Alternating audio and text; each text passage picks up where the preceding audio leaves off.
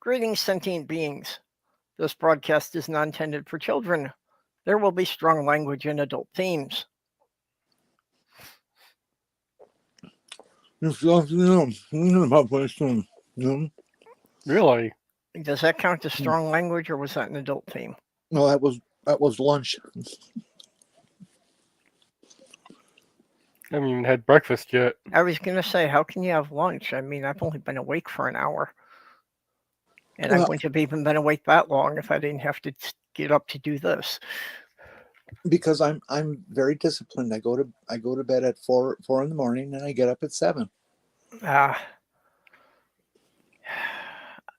I can kind of see how there would be benefits to having a regular schedule, but it's something I have never experienced. Well, in the days when I actually slept 8 hours, I had an automatic clock. I would go to bed whatever time, 10, 11, 12, something like that, and I would always wake up on the dot at about 5 a.m. Wish I could do that. No alarm clock, nothing, just click. And I really liked it because if I would get up even earlier, for like 3:30, 4, I could go out on the back porch and have my coffee with the dog and just sit on the porch and watch it get daytime and all the birds singing, and it was just a very pleasant, peaceful time in the city. All the bad guys had fallen asleep by then.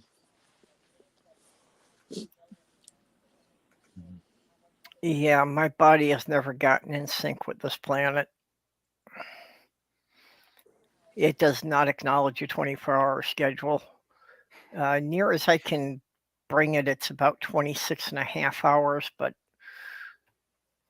I don't even think it's that consistent.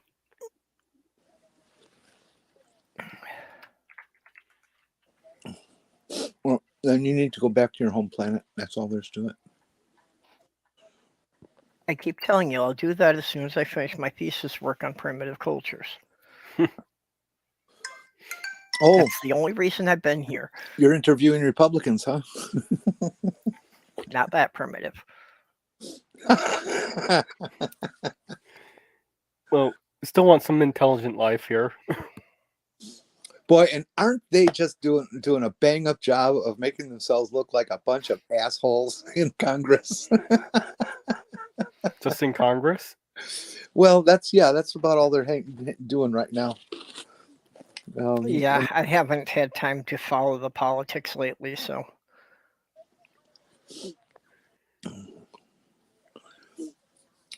I just think it's a riot. I just heard on the news that they had another vote and lost. He lost that vote again too. So now it's 4 in a row. Okay, it's up to 4.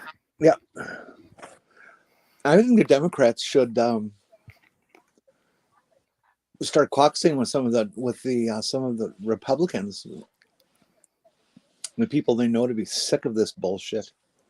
And, and I'll vote for Hakeem Jeffries and make the speaker another Democrat. Boy, would that just drive nuts. I don't think they'd get that through. They would. There's no rule about who has to be senator. It's not the party who's in the majority.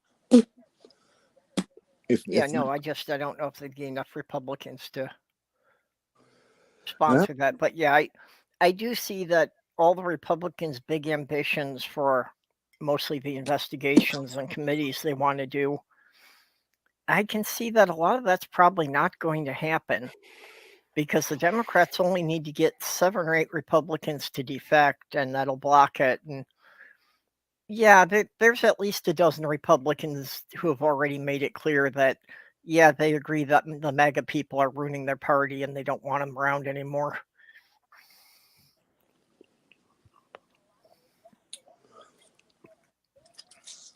Well, that would be a glorious thing.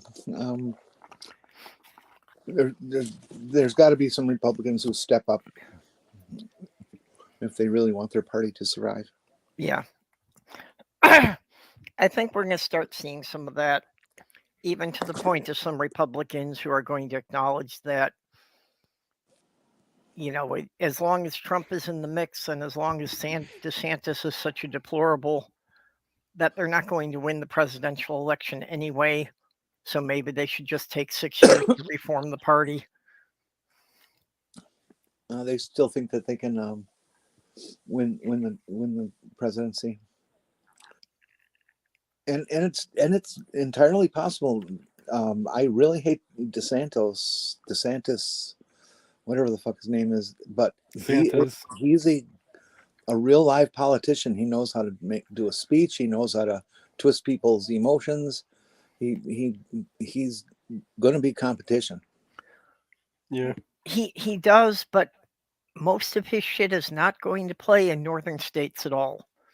So I don't think that he can get enough states to win the presidency. It will with Republicans.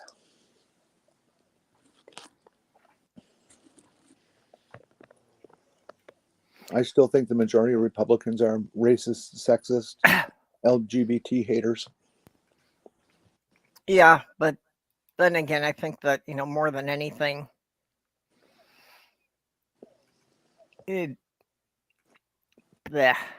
sorry, losing my train of thought. I got interrupted there. Behave.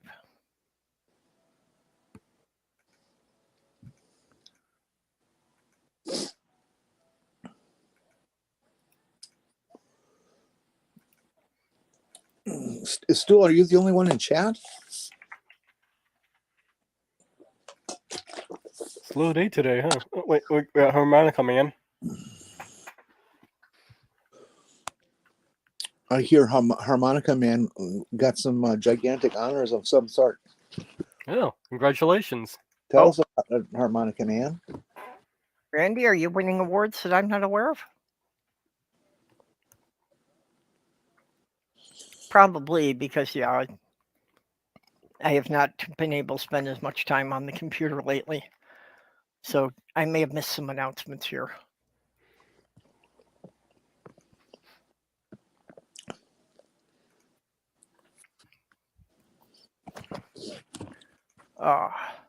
Well, yes, most of my time lately has been taken up with going to the hospital. Slothgurl was taken to the ER night before last. And she had thought it was just a massive MS flare because her legs were basically not working and not able to support her weight. So after doing these scans and testing, the neurologist said that this has nothing to do with the MS, that all of this is strictly a side effect of the chemo drugs. So at this point, they're going to have to take her off of the chemo for 3 months to let her body get all those drugs out of her system and do some physical rehab to get her legs working again. I am very worried about what's going to happen if they're not doing anything to treat the chemo for 3 months, because this shit it's a very aggressive cancer. It multiplies and spreads very fast. Yeah, that's definitely a concern. So anyway, she's in the hospital. She thinks they're going to move her today to the rehab unit. Yeah, because she's not even able to come home for that. They're going to have to be doing in-house rehab with her. I don't know how many days that's going to last before she can come home.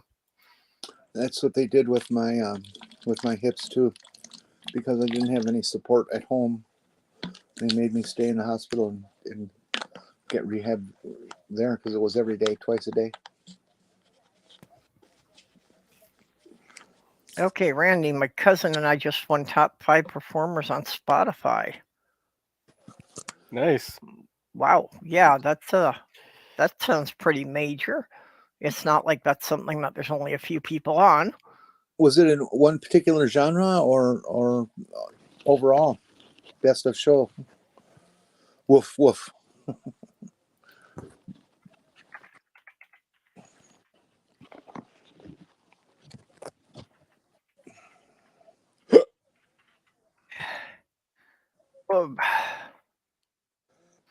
So anyway, today is Perihelion Day, which is the day that the Earth is closest to the sun in its orbit. The day that if you say the word, 90% of Americans won't understand it. Yeah, it's an astronomical term. I would say it's a geometry term. Okay. But yeah, just and the fact that those of us in the north are freezing our asses off just proves that the Earth's distance from the sun has no real relevance to the weather. That's just a matter of the angle we're tilted at.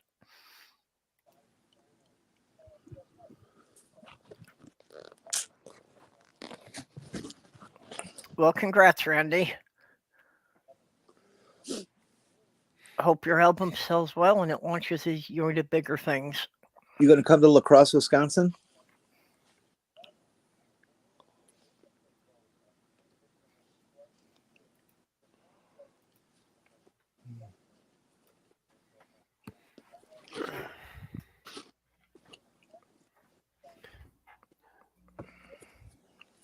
So everything else going on?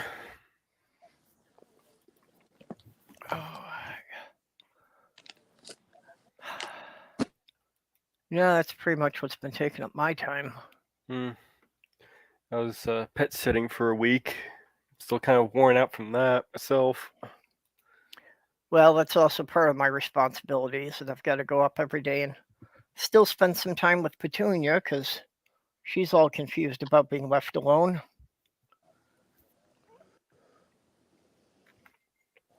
I was driving over to my uncle's twice a day to take care of their dog.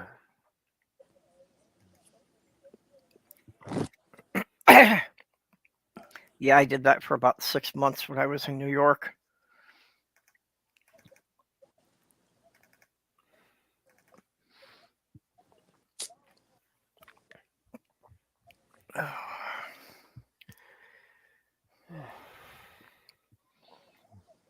Damn me.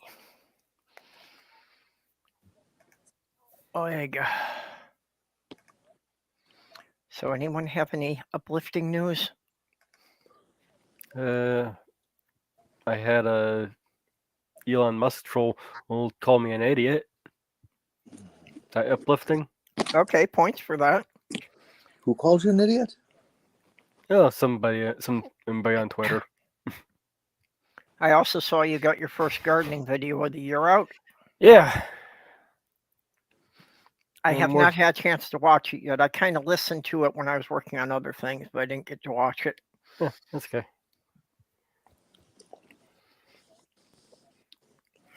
I'm kind of working on another one here. Not sure if it's going to come out when, but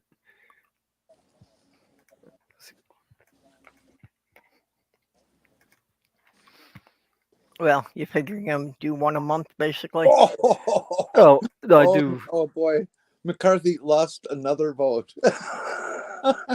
Every time there's a vote, he loses one vote afterwards. Okay.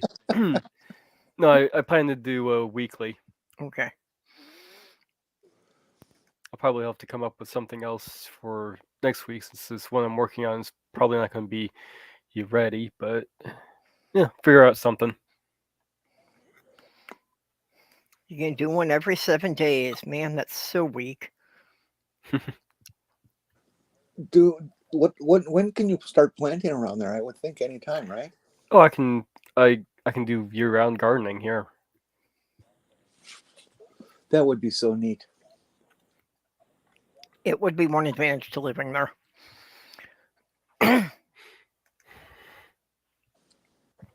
I don't know. I'm not sure if I could deal with the climate down there, though. Mostly the humidity. It's actually pretty nice right now. It's in the mid-70s during the day and in the mid-60s at night. Yeah. No, more the summer. You know, when it gets hot and humid and muggy, that's the weather I have the most trouble dealing with. I have trouble with cold. Uh, Also, the humidity does not do good things for my arthritis. Really, usually helps. So I find, I mean, the weather only tries to kill you here or seasonally, so it's Well, that's the same with Minnesota. The weather only tries to kill you seasonally in the winter and summer. yeah. Yeah, spring and fall, it's perfect. Yeah. The river is up 1.5 Ah, wrong direction. Really? Turn it. feet. Uh-huh. Between the melting snow and the rain. Yeah. Puppy picture. Yeah, it's the dog I was taking care of. You need to be careful. He might blend into the rug if you leave him too long. His name is Tiger. He's a sweet dog. Where does the Merle come in? The color variety. What's bred to? I don't know.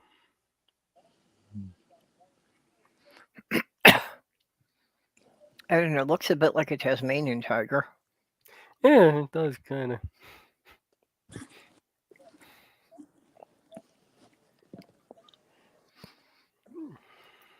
Very attention hungry when I was sitting there taking off my shoes there, and he was just constantly wanting me to be pet. Yeah.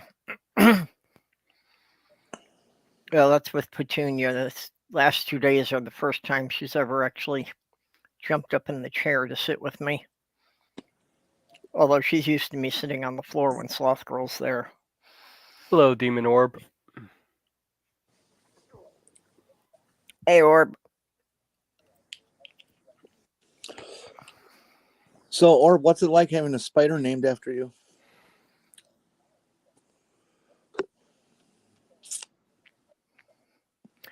We had an orb weaver where we lived in New York, and it was amazing because it spun a web from the fence to the garden shed every night, and that was like a span of close to 9 feet.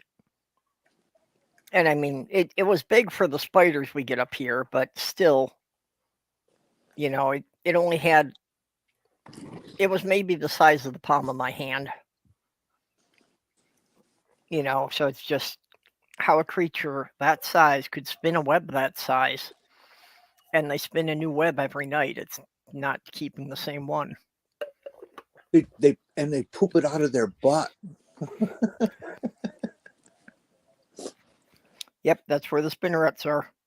There's a did you watch any of those spider videos that showed up in the DM? The guy does really, really good, very, very informative. Yeah, the spiders in your house one. I was the one who posted those. Yeah, they were very good. If anybody out there is interested in learning about the spiders that live in your house and ending some of these silly, the spider bit me kind of myths, give it a read. Yeah, I had heard the thing about, that so many things were attributed to spider bites that really never were, but I never got the full story on it. And actually, yeah, as you were, just before you started saying that, I went looking for the link.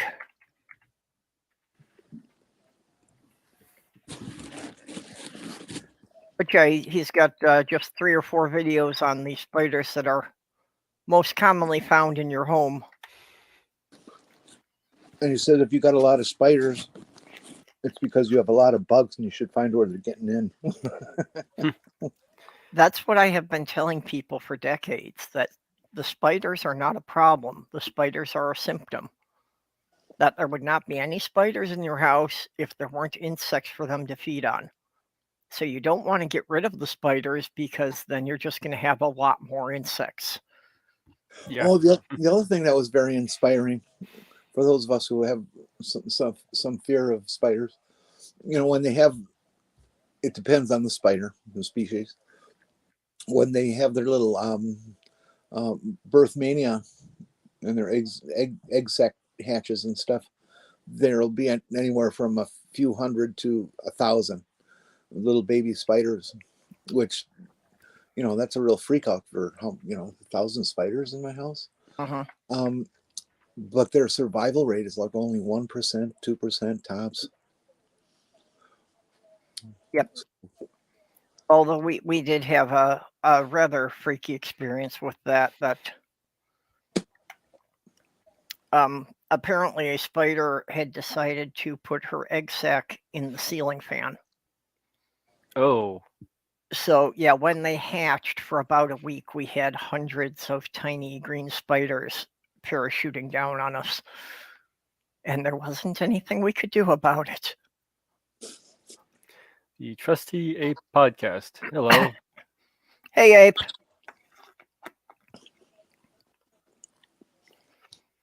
Yeah, Ape gets around a couple of channels.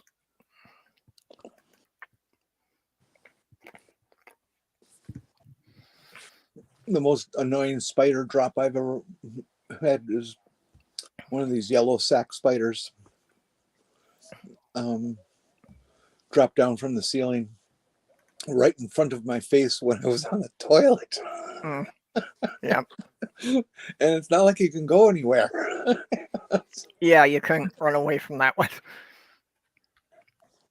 Well, hi, Kira.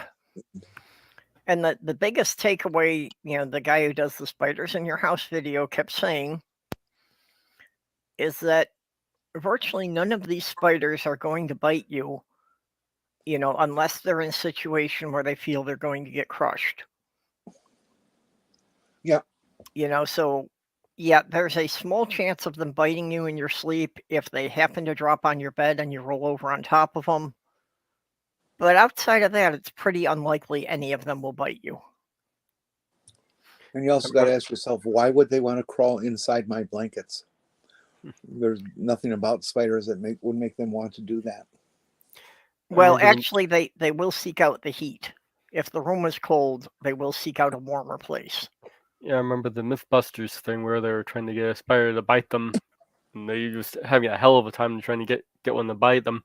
I didn't see that episode. This guy did a bunch of tests, with the spiders. What does it take to get them to bite? And the male of the species usually turns tail and runs like fuck. The female hangs around and acts like she's not bothered. But if you keep bothering her, it took him a minute and a half to get one to actually attack the Q-tip that he was bothering it with. Yep. And then it really went after it. It was kind of impressive that it would go after something so big. Oh no, he's got a film of spiders killing other spiders. I've seen that.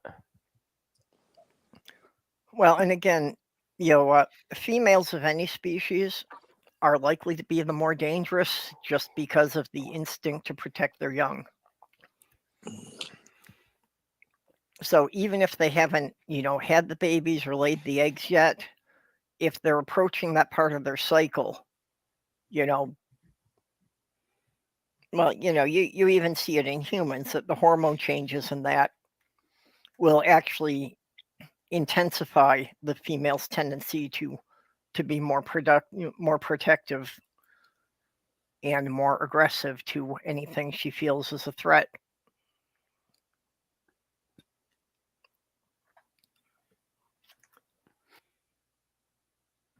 I was actually bit by a black widow when I was a teenager. That for my biology class in school, we were literally doing a field trip. We were out in a very overgrown field because we were collecting grasshoppers to do population studies.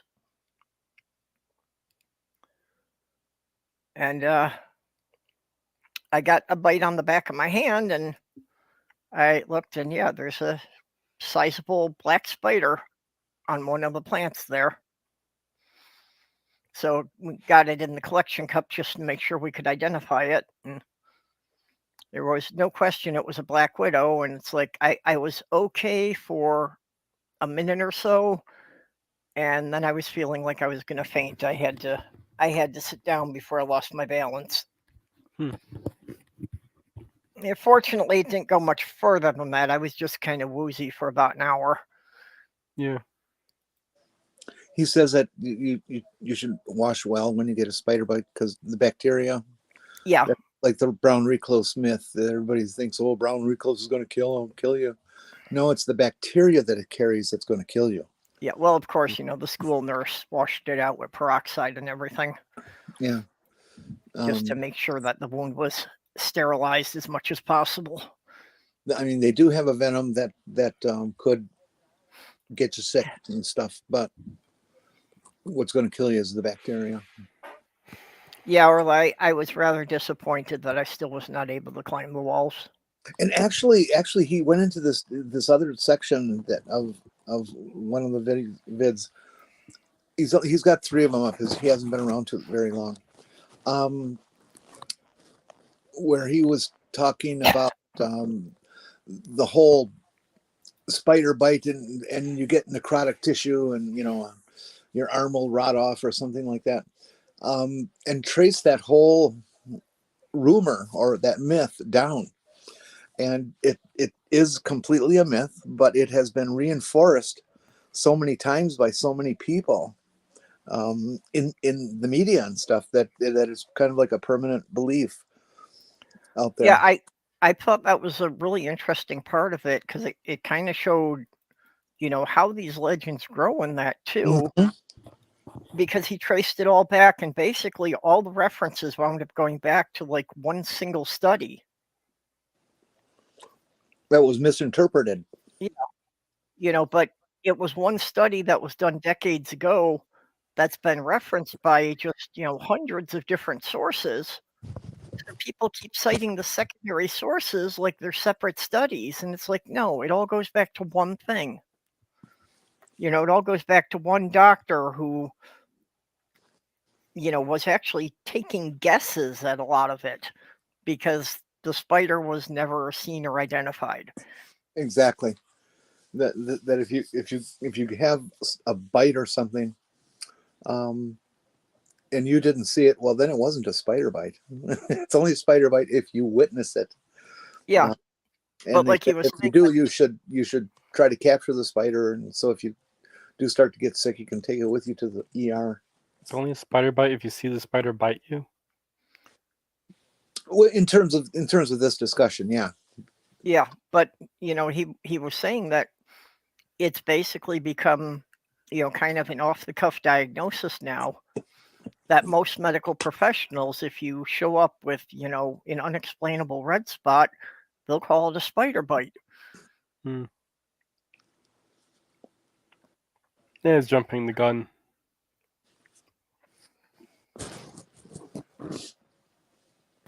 But yeah, actually, anytime you are bitten by any animal, you really, if at all possible, it is really important if you can, capture the animal and bring it in with you. Things like spiders or snakes or anything with venom, they need to identify the species to give you proper treatment. And of course, even if it's anything like a cat or a dog, they need to check if it had rabies. Believe me, it's a lot easier for them to test a dog for rabies than for them to give you the treatment just in case. I don't know if it's still true, but it used to be that the only way to test for rabies was to kill the creature and examine its brain. That doesn't sound right. No, I'm pretty sure that they can do it now through just some blood tests. Well, like I said, I don't know. No, and I know what you're talking about. And like back in the 70s, that was the case. 80s too. I had a cat that had to be put down for it. Yeah. Yeah, but I think that vets have much better testing methods for it now. Tests performed on samples of saliva, serum, spinal fluid, skin biopsies, or hair follicles at the nape of the neck. Okay. Well, that's good to know that they won't have to kill the animal to do it. especially if it's somebody's pet. Oh, Well, like that recent film of the mother taking on the raccoon that was attacking her daughter. They automatically started getting treated for rabies because raccoons just don't do that usually. Yeah. And that's I saw. the rabies is extreme aggressiveness in the animal. Yep. Just last night, I saw a thing like that. A professional mechanic in a shop, and the squirrel came into the garage, and he just looked at the squirrel for a moment, and it charged him and ran up his leg, and literally attacked him. And it's like, it was just hunting for nuts. yeah.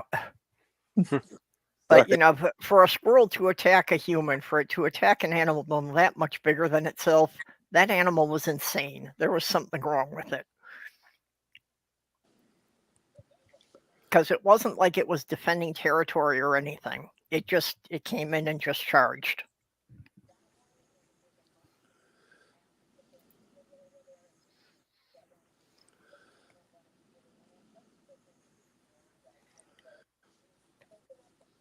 Yeah, staph is a lot more common than a spider bite. I mean, you've probably got staph germs on you right now, but they're on your skin and they can't just walk through the skin. They need an opening. Yep. So yeah, bacteria. Yeah, the germs are very common, but they have to make blood contact to do anything.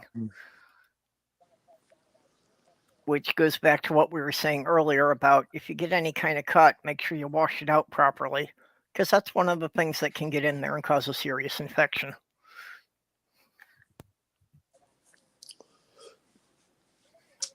Well, we're talking about medical stuff.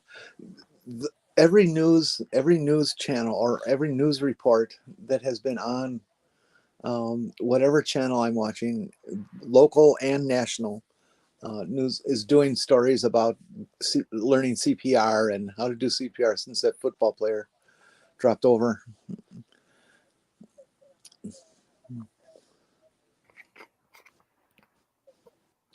Yeah. Well, and I don't know. I guess the guy was down for like half an hour before they actually got him to a medic. He was down and his heart was stopped. They had to come in and do resuscitation before you move them. That's just the way it works. Yeah. You don't put him in the ambulance while he's still needing CPR and still needing drugs and things, because the ride's pretty bumpy. So you want to do that, get them as stable as you can before you put them on the gurney. Okay, that makes more sense.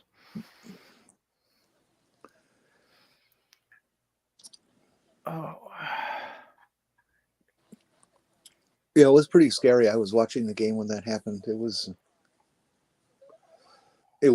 just weird as fuck. This guy, he did the tackle. He gets up, normal timing. It didn't come up slow or anything like that. Just got up perfectly normal, and then he was standing about a foot or so away from the guy he tackled, and he just kind of waved a little bit, and boom, went right over.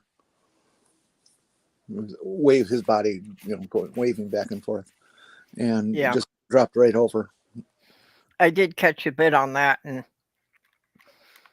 one doctor was saying that this didn't surprise him, that this type of heart attack was fairly common from somebody who suffers a sudden impact to the chest. Well, that guy's wrong. It's not that common. For that occurrence to fulfill itself into a cardiac arrest, the impact has to happen at one particular moment of the heart's operation. Okay, if your lub dub takes a second, it gets like a hundredth of a second to make happen what's going to happen, and the rest of the time it can't happen. It's a very interesting statistic.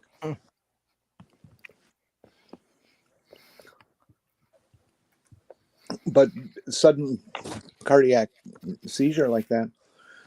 I mean, you hear about it all the time. Some high school kid drops over, and dies. Yeah. And then they want to blame the coach and everything. It's, well, we know kids that have this condition that just they suddenly drop dead.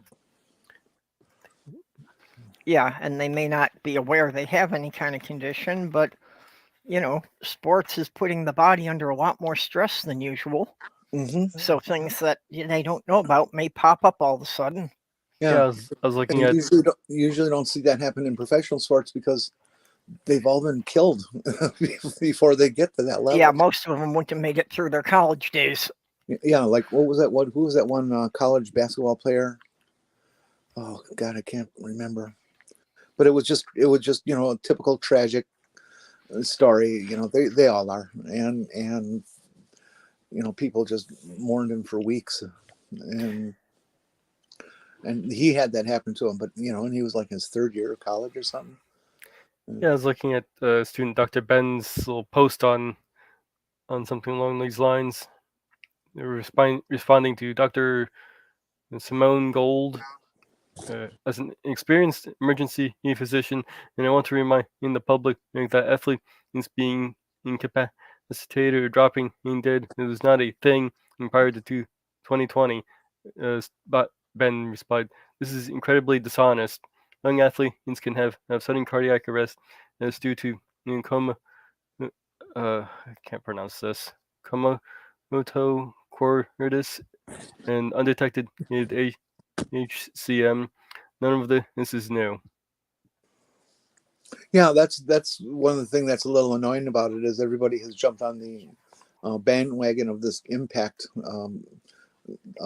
causation, and yes, it could be, certainly could be, but They're trying to probably point to say, "Oh, the vaccine is causing all these heart problems." oh yeah, there's definitely people that started harping on that already, which is equally as lunatic. Which I'm pretty sure was what's being alluded to with wasn't a thing prior to 2020. Yeah, probably. It's probably somebody on the anti-vax or else it's somebody who is trying to link it to COVID.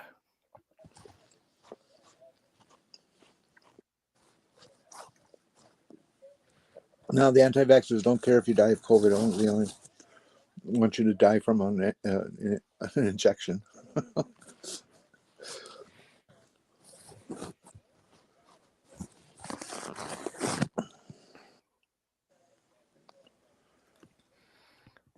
Ugh.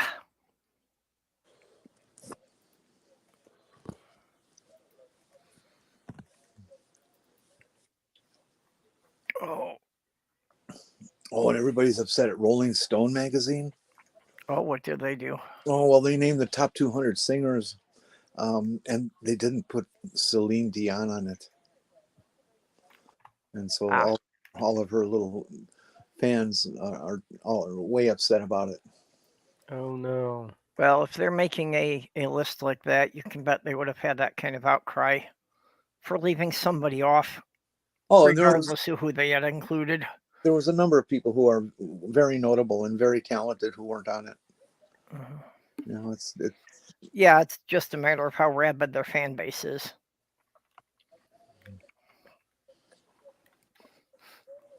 Hey.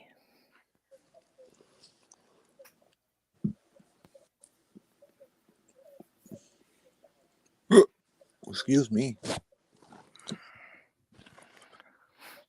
I got the hiccups. I used to get bad hiccups when I was a little kid.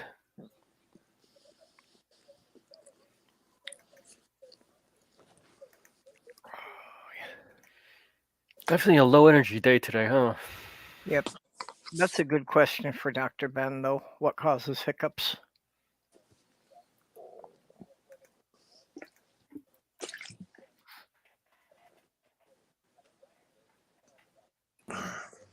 I used to get hiccups as a kid, but it was still only 2, 3, 4 times a year, maybe.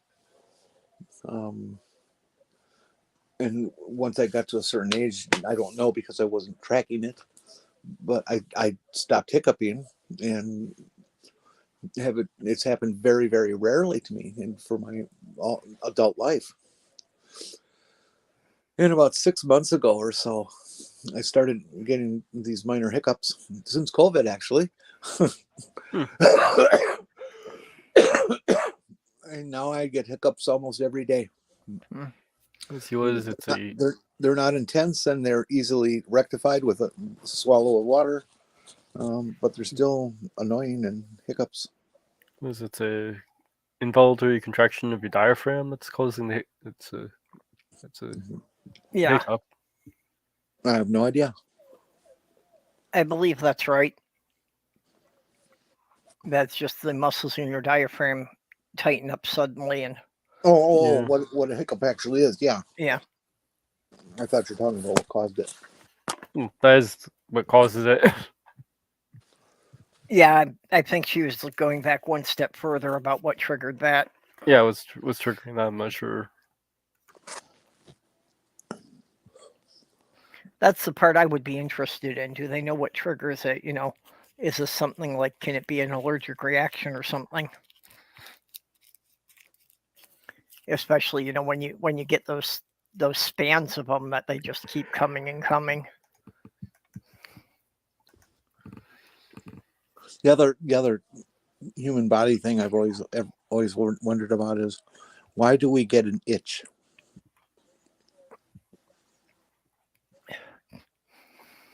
Why do we get an itch? Mm-hmm. We're not talking something from a chemical or a known source, prickly insect or prickly dog or something like that. But when you're just sitting there all on your own doing whatever you're doing, and all of a sudden you can itch somewhere. Well, I think mostly it's usually, a bit of dry skin that, when it dries out to a certain point, it's going to start itching. So just due to, the microclimate as far as when that's going to happen per a particular spot. Well, I do know the nervous system for that is very sensitive, so. Yep. Or you can just get an itch because somebody started talking about it. Yes, that's true. Oh my God, I forgot you reminded. I had this friend for a long time that we were roommates for a little while, and he had some kind of skin things going. It wasn't scabies, but it was similar in appearance, and his feeling for a lot of itching and stuff, and his itching generally happened on his left elbow, and so he scratch it, of course. And I noticed this, that it was always the left elbow, and so when we would be like talking and stuff like this, I would consciously for me, but unconsciously for him, I would start to scratch my left elbow. Mm-hmm. And in the period of over about a year, he would itch his elbow anytime I just brought my hand to my elbow. Yeah, it's like the yawning. Game of Pavlov's dog thing, huh? Yeah. Looking at the WebMD here. Here, the irritation happens in the nerve connecting the brain to the diaphragm. So, number of things that can trigger a hiccup is eating too much or too quickly, feeling nervous or excited, drinking carbonated beverages or too much alcohol, stress, sudden change in temperature, swallowing air while sucking on candy or chewing gum. A many splendored thing. Can also be caused by central nerve disorders.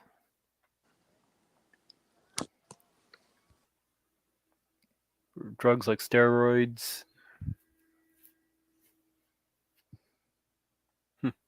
Interesting. Yeah. Oh.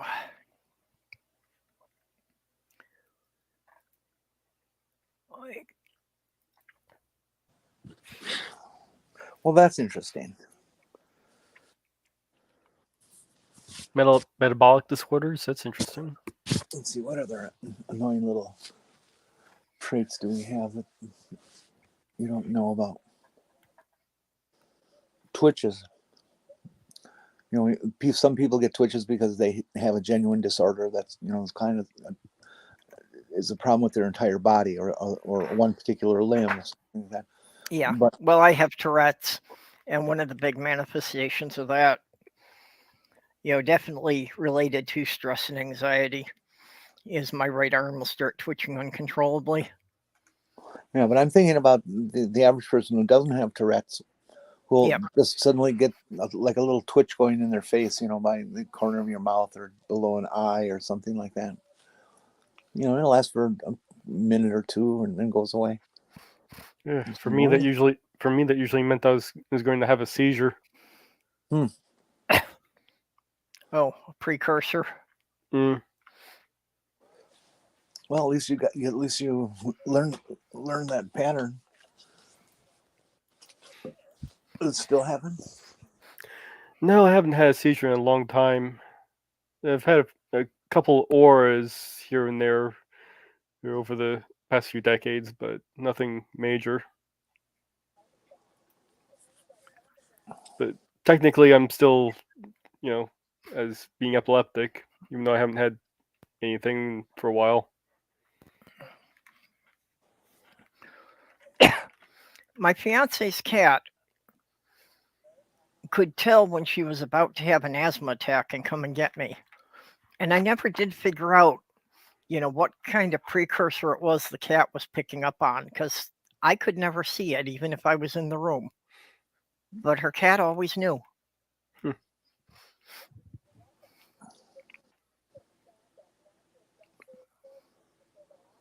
My first cat would know that when my mom was going into a diabetic reaction. Probably the smell.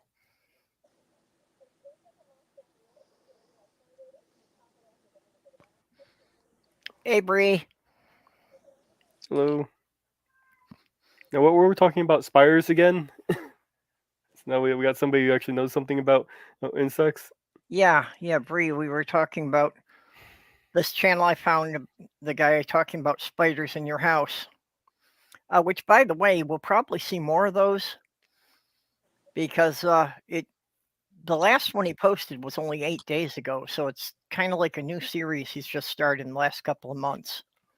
Yeah, and he does say that he's going to produce more. But I really like his style. He's got a very clear style and delivery, and he's got a few good jokes here and there.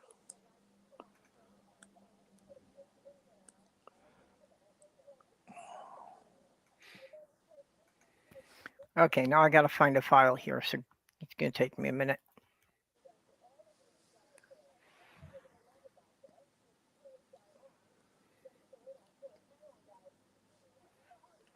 Kira.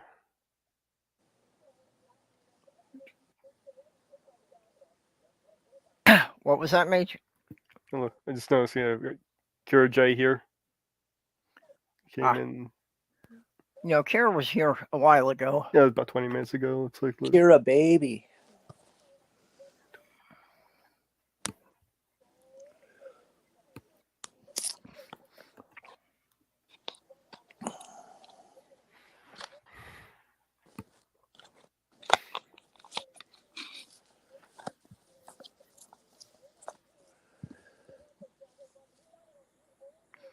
Okay, I just wanted to show this off because Bree did some fan art for me. Isn't that awesome? Yes. Yeah. Well,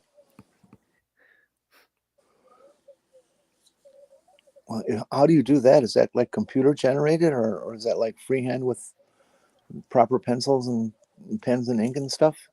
Yeah, Bree, how exactly did you make this one? It's really good. And she had done the little wasp creature of herself, and I commented on that, and then she came back with this. Oh, I thought that was Tinkerbell. Well, somebody was making comments about us being our own, our atheist Avengers. So, yeah, I dubbed it the Apostate Initiative. So I guess I'd have fluorokinesis and animal communication. That'd be cool. I don't talk to animals. I'm sorry. I do. So do I. I get better Well, conversations than I do with most humans, Uh-huh. especially cats. I will always stop to talk to stray cats.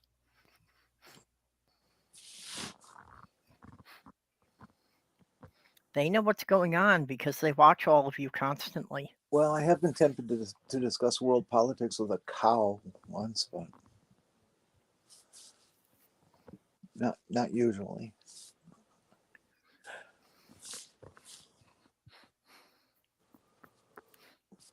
Oh, Perp, my back's all better. Oh, that's good. Yeah, something clicked in while I was sitting in the upside down chair position, I call it. Oh, hey, Richard. The upside down chair? Yeah, it's you lay in bed. You put a pillow like under your hips so that they're elevated a little bit, and then you stack a bunch of pillows so that you can have your legs in the kind of position they would be in if you're just sitting in a chair. Except you're on your back.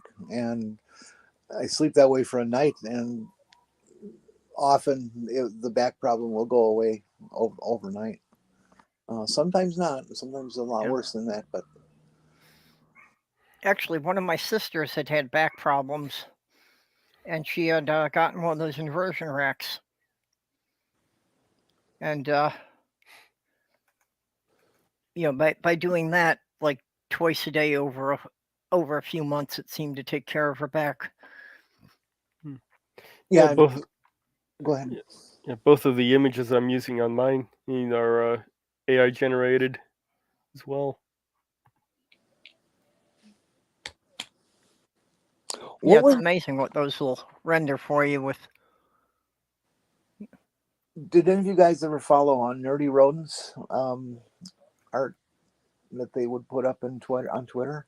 Oh yeah, I followed him since the beginning. Was that? I mean, it couldn't have been AI. He's been doing it too long for it to be solid AI. No, his was all stuff he started himself with the regular, computer generated programs. I mean, the morphing stuff, of course, was, not AI, but that was the program doing the morphing.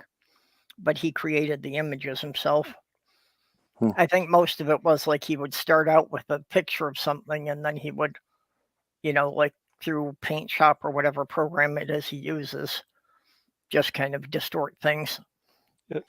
I thought they were really cool. Some of them were plumb scary, actually, to me. Oh yeah, well, if I ever get my book published, I'd like to have like at least one illustration for each chapter, and I would definitely like to have Nerdy design some of the aliens and spaceships. Yeah, I was watching the whole concern about AI artwork and all that. I was watching a thing on Shadowversity on it, and he kind of covers some of the a lot of the concerns, and how AI, he basically argues that AI is just another tool in the toolbox rather than stealing artwork and all that, and why it doesn't actually do that. I get the concerns people have about about sampling and taking from artists who haven't given their consent, and I'm supportive on that. But outside of that, it is a tool. Go ahead. That was the whole argument. It's not really doing what people think it's doing. I saw a story about that a few weeks ago, and they're talking with an artist, and she pulled out an actual sample of one of her paintings that had been, what do you call it, sucked in to be an example. for the AI and the results that the AI put out. And it doesn't seem to take the entire picture, but it took one part of it, and it was like absolutely identical. It was, obviously lifted from her work. It was so identical. Here, I'll post the link to that video I was talking about.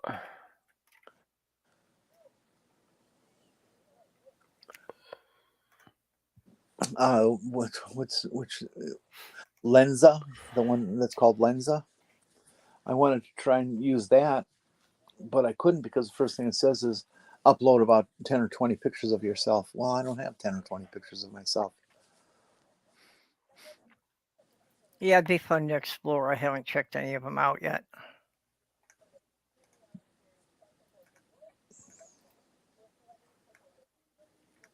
Okay, no, it was not AI generated. Sorry about that. Sorry, Bree. I dropped you a link if you want to come in and talk about it. No, you designed it digital. Oh, I see. You used like a paint program to design it. Well, it's still cool. Yeah. Oh, it's mega cool.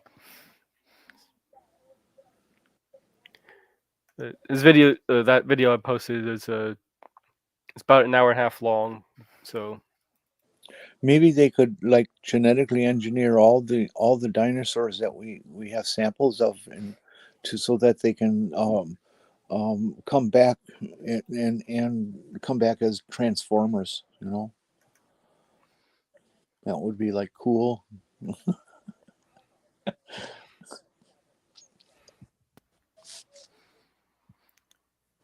Bree, we were talking about the spiders in your house videos, and I think that would be a cool thing on your channel. That could you do response videos to this guy about how accurate is he? Oh, that would be interesting because we don't really know. Yeah, let's get a second opinion on it.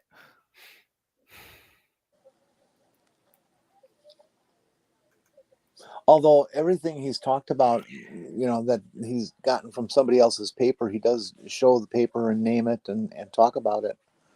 So I guess that made me feel confident in his accuracy. Yeah, he was very good about, explaining the trail of his research. And like we were saying before, that, one of these things about the spider bites, that there were hundreds of secondary sources, and he determined that they all went back to this one study. Mm-hmm. So that is definitely doing some good research and following everything back to the original source, which most people don't do. You still don't know, for absolute, if the guy's correct or sharing things accurately, but he does it awful well, and I tend to believe him. I'm glad he's not a flat earther.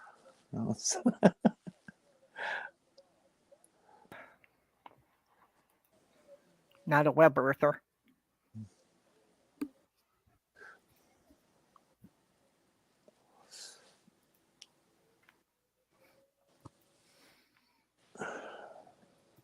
Shadiversity is good too. I've watched a lot of his stuff, especially stuff he does about medieval weapons. Yeah.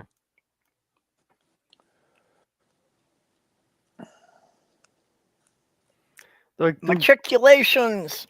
I do kind of wonder how he squares the circle with his Mormonism, though. I guess I didn't catch that he was a Mormon. Oh yeah.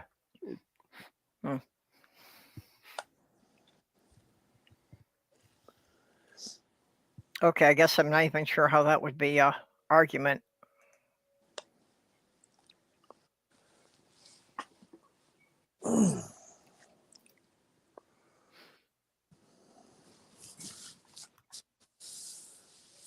Well, I've been bitten by pretty much every spider that lives in this climate. But that's not surprising, considering that my work involved a lot of, crawling inside walls and under crawl spaces and into attics and the places where they will tend to dwell. So it was a pretty much regular routine that I was disturbing their webs all the time. So it's not surprising I got bit by a lot of them. Hive, I see you're saying no you haven't line. I get that too. I have never believed that people get as many spider bites as they say they get, because I just never believed that spiders would do that. But I would say no you haven't, and they will argue, and what it's almost universal. They'll look, there's two little dots where it bit me. Well, they don't bite in two spots at once. They kind of like bite like a one mouth kind of thing, like a beetle might do, or something like that. It's not, they don't have fangs that they put in you so that they can eat you. They just chew on you. It's just a bite. Yep.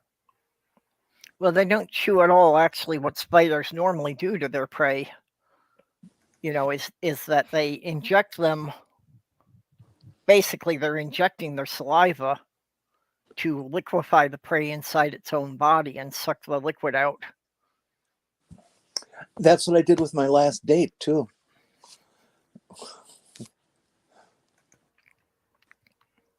Oh, maybe you should hook up with Orla. I wanted to. Orla is so enticing.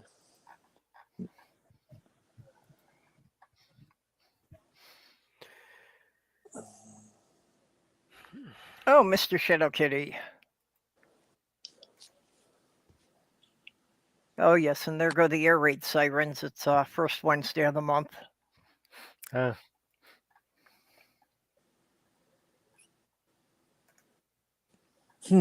haven't heard ours.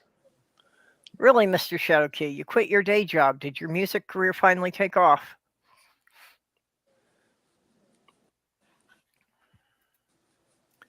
Yeah, I'm pretty sure that that for us the siren is mounted on the building across the street.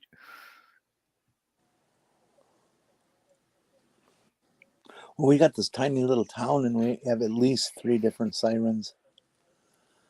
One of them is just about 50 yards away.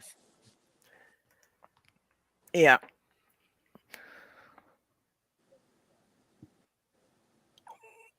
Ow.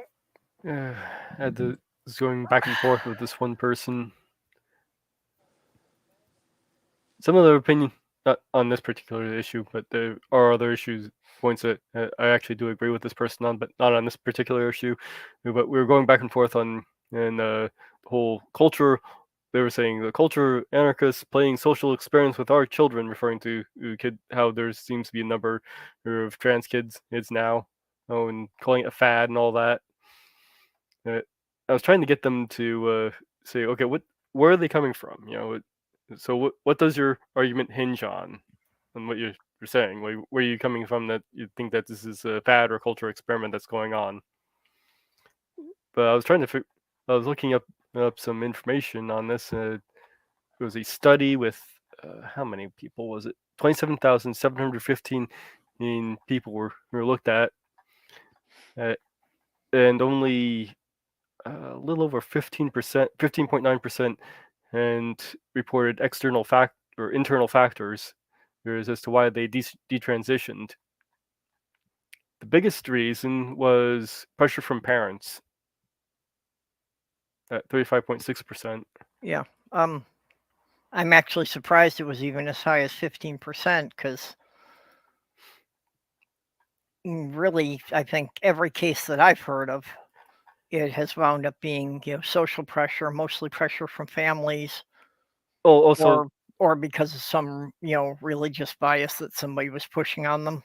But only 2,242 of those people, 13.1%, responded that yes, which would code it as as the people who would detransition. So that's very low number out of the number of people they talk to. Okay. So it's a percentage of a percentage there. Yeah. Well, that was also what I heard, that as far as people who had begun the HRT, the hormone treatment, that the detransition rate was only something like 0.4% or something. So it was less than 0.5%. And Mage, I believe that study you have also talks about the number of people who have detransitioned for whatever their reason, primarily pressure from outside sources, Yes, it was primarily pressure from and outside how sources. many of them retransition once they're out of the reach of that pressure. I imagine that would make sense, seeing as if they're doing it primarily for external pressures. Yep. If that's removed, then obviously they would want to go back. Yeah, and that's an important fact to hang on to, because the turfs and them love to cite this detransition rate. It's because of society, how bad society treats us, and how bad parents treat their kids, and it's not being trans that causes the detransition. It's you. Yeah, the number they usually like to cite was this like 80% thing, which was actually based on a study he done in the mid 90s. It was inaccurate and only had like 45 people. Mm-hmm. Yep, and that's one that they love to cite. The other one is one that they created themselves, where they did the whole survey only with parents who were in opposition. Oh yeah, I remember that one. To trans, yeah. It's like, they only talked to the parents. Mm-hmm. Of course, a study that was done earlier than that, and it talked to the kids, and they're found like, oh yeah, well yeah, the kids actually did feel this way beforehand. So parents apparently were just completely oblivious. But basically, that's what tells me. This has become a very personal thing to me now, because I have a friend who is in transition and is getting a lot of pressure from her family to quit, that they want her to go back to what she was before. And mentally, it is just destroying her, because, it's like, does she give up on transitioning, or does she basically, run away and cut off all contact with her family and try to start a new life somewhere else? Those seem to be her only two choices. How old is she? That's rough. She's in her 30s. But it is also, her partner is one of the ones who is trying to convince her the transitioning was a bad idea, even though initially they seem supportive of it. But my point being is, if this really is a cultural fad, a cultural experiment going on, yada yada, those numbers of internal factors for detransitioning should be much higher, and there should be much more people doing it. Oh, definitely. If this was true, that people were being convinced or tricked into being trans, well, then why can't you talk somebody out of being gay or out of being heterosexual? Yeah. It's the same thing. If you can't make a person become trans, or can't make a person become gay. You just can't. Yeah, and people don't get that. A lot of it now is just with the internet, that people have access to more information. They can look things up, and just people are more connected. So like before, Hello, Ox. Before the internet, if it wasn't happening to someone in your town or someone local, you didn't know anything about it. But now you're hearing about people doing it all around the world. Yeah, it's better communication, and people are feeling more that they can come out more. So we're seeing the numbers rise, just like we saw with homosexuality back in the day. Yep. Hi, Ox. So it's that we're getting more accurate numbers of how many there actually are. Yeah. Well, and I've seen it. The example I saw, the most personally, was back in the 80s, even when the gays and lesbians were being fairly visible. There was still a lot of crap about bisexuals, that people weren't accepting bisexual was a valid orientation. Well, they still don't. But in general now, for the most part, it is accepted. And, it's like at this point, most people know someone who identifies as being bi.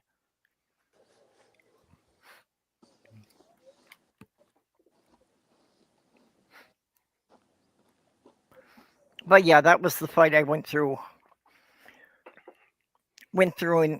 in my earlier stages, was arguing with a lot of gays that bisexual was valid. And, it wasn't that I was gay and didn't have the guts to admit it. I actually liked both. Is Orla still around? No, Orla said she had to go to dinner. Oh, too bad. I had a joke I was gonna tell, but she's not here, so it's a little too off color for the general public. Okay. Bye, Randy. Hey, take care, Master Harmonica.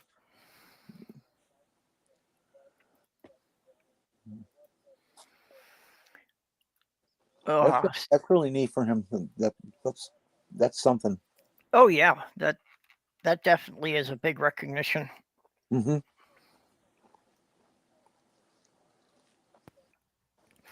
And I know things have been really rough for him, and he's really, he has been so focused on his music that he has given up a lot of other things.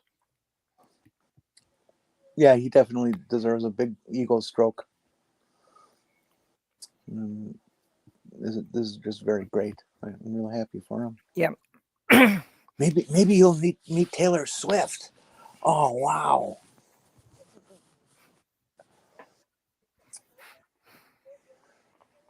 I guess I'm alone on that, huh?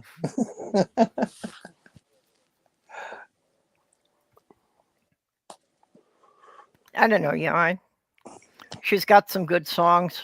I'm not a huge fan or anything. Then again, I'm just not good at even identifying much music, so most of the time I can't even tell you who the artist is. I think my cousin may have met Taylor Swift once. It was on her birthday. Who, Taylor's or hers? My cousin's. Oh, that's cool. I think it was Taylor's. It might have been one of the other pop singers. I don't know. So how about you? Have you ever met anyone famous? I think the most famous person I ever met was the Creature Feature. Your guy. Creature Feature? Yeah, Dr. Paul Bearer, Creature Feature. He was did those horrible old movies. Oh, okay. So what was he, like the TV host? Yeah, he was the host. A lot of different places have different ones like these, but it was kind of the local one for here. I was in Boy Scouts or Cub Scouts at the time. We were doing a parade, and we saw his car sitting there. So my dad's like, "Go stand there, we'll take a picture." And the guy, he got out of the car, and we got a picture with him. Cool. How about you, Jenny? You ever meet anyone famous? Yes. Not going to elaborate. I've met a fairly large number of famous people, so it's I. Well, there's your sirens. I don't know why yours are going off at quarter after. Yeah, it's a pretty weird time. Got some Silent Hill things going on there? Well, either that or you're under an air attack. I am pretty sure we're not being attacked. Okay, maybe it's a tornado. Who would want to attack this calm little town that votes red, unfortunately? But well, keep your eye out for Pyramid Head then. Okay. Pyramid Head? Yeah, Silent Hill. I take it this is a video game reference. Yeah, movie reference. I was going to say it was time travelers who realized that something great was going to be invented in your town in 50 years, so they figured the safest way is just to nuke your whole town. Otherwise, one of your neighbors is going to have a kid that's going to interfere with their world domination. Holy cow. This old house is on a repeat. and they're cutting down this huge tree. It's fall, so and all the leaves are off, so I don't know what it was. I'm betting it was a silver maple because it's rotted hollow all the way up to the top. That was close to damaging a house or two. Yep. So big. The house I lived in St. Paul was destroyed when the 80-year-old cottonwood in the backyard fell over on it. It was an extremely heavy wood storm, and most of the tree had been hollowed out by carpenter ants by that time. In Milwaukee, we had all kinds of, what are those called again? Oh, it's part of the maple family. It starts with an S, I think. Well, I'm blocking it, but they were just common as snot. They'd grow out of the cracks of the sidewalk and just all over the place all the time. Everybody had 10 or 11 in their yard at any given moment.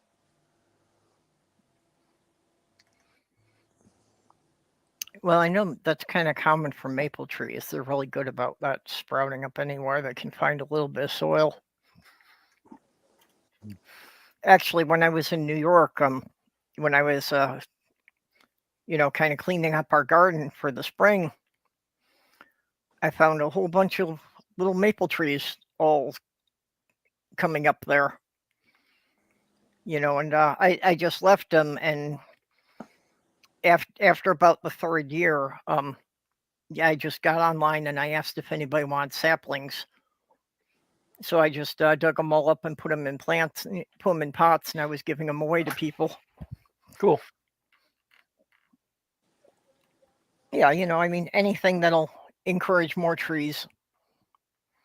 I tried to grow a tree out of seed in a pot indoors. I just wanted to see if I could do it, and it lived like for almost 4.5 years. It was a Chinese elm. I use that because we had one growing out of the side of the building, so it was easy access to seeds.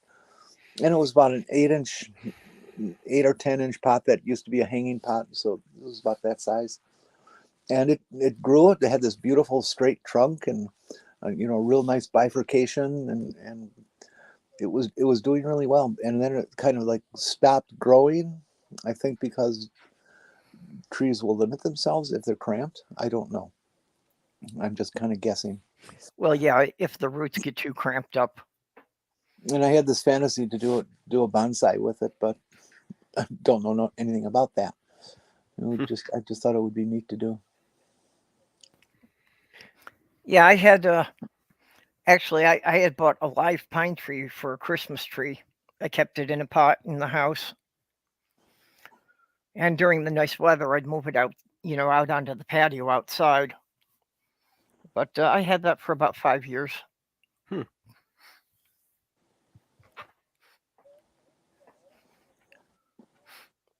I'd kind of like to do that again, but it was remarkable that one survived that long. But pine trees kind of thrive on neglect. I'm horrible with houseplants. They just don't survive long under my care.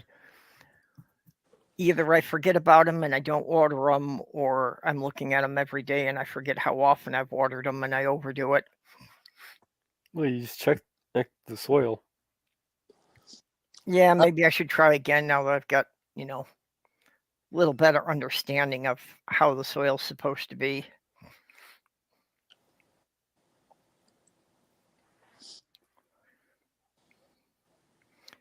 Okay, and Jenny, despite the snow we're having,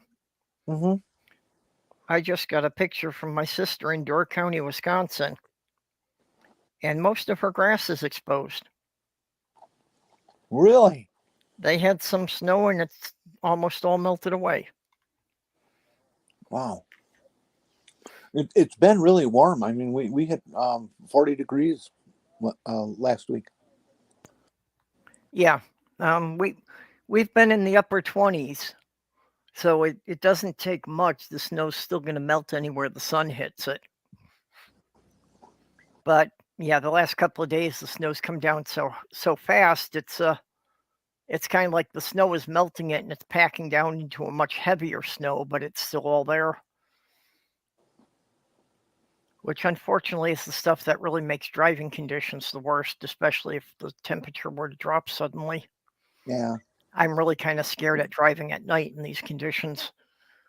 we're getting light snow and mixed precipitation right now, and once the sun goes down, they're saying that it's probably going to freeze up pretty fast. So Yeah.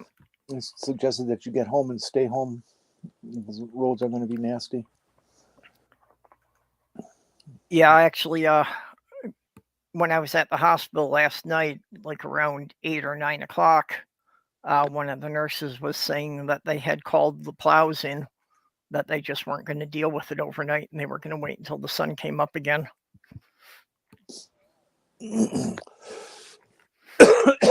Because it was just, at that point, it was coming down about as fast as the plows could clear it. I'm really impressed with how well Minnesota does dealing with snow and ice. Well, the winter season and the roads.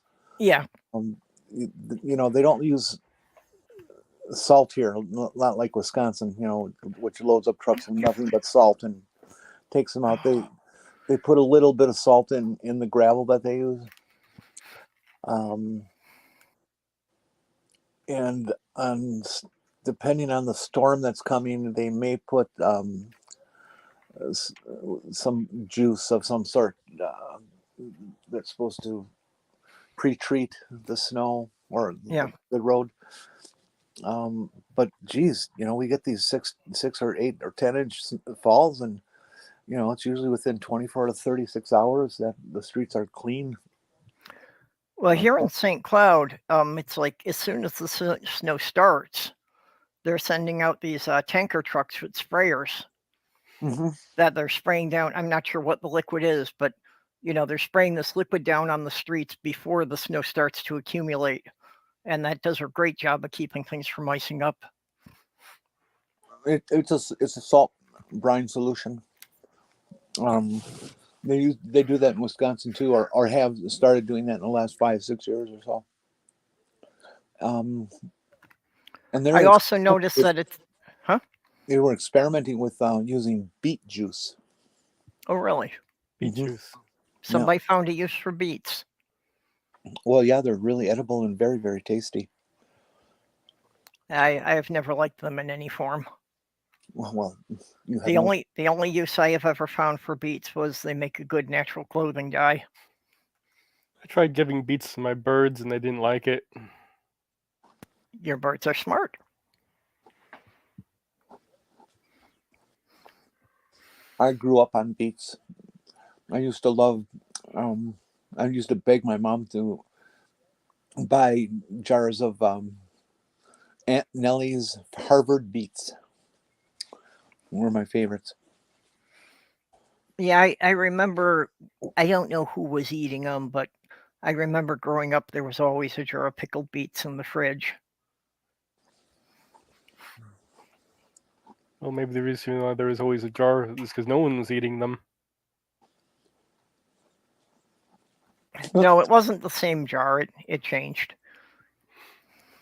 I've never had a pickled beet. Use a jet turbine racetrack dryer. Is that what they use on racetracks? Who? What? Demonorm is saying use a jet turbine racetrack driver, and I'm sure that was in regard to keeping the streets ice free.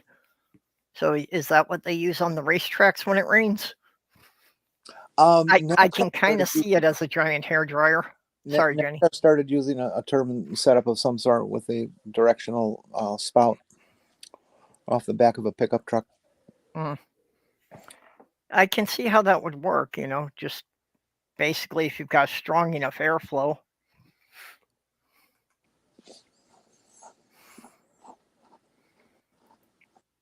I am also very glad that in this weather that the hospital is not a very far drive for us. That's good.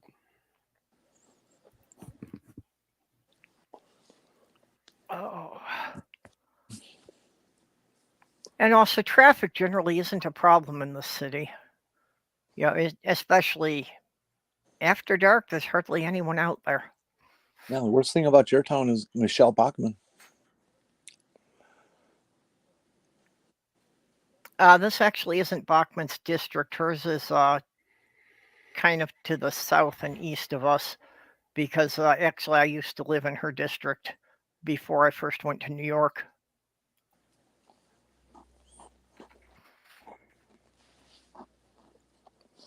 Hey, how about this newly elected bastion of honesty out in New York? George Santos guy.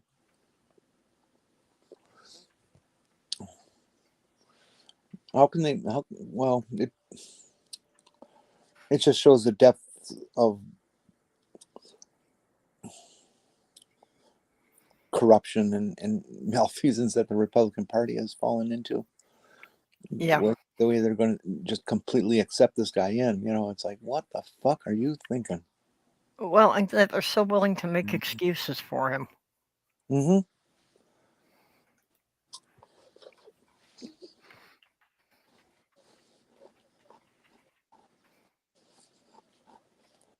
Oh no, he just embellished his resume.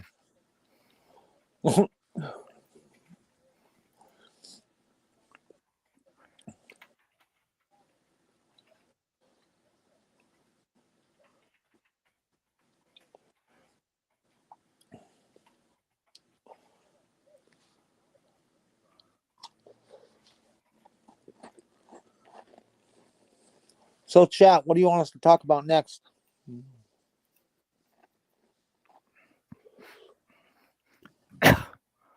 Yeah, how about questions from the audience here?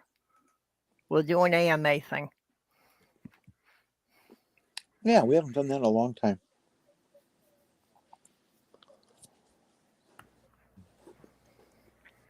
Actually, I had thought about doing something like that, of doing like history or science AMAs. Mm-hmm. Because even if I don't know what you're talking about, I'm pretty good at making shit up on the spot. So I could just do that and then have the audience vote on whether or not this is something I actually read in a book somewhere or something I made up. Ooh, that sounds like fun, actually.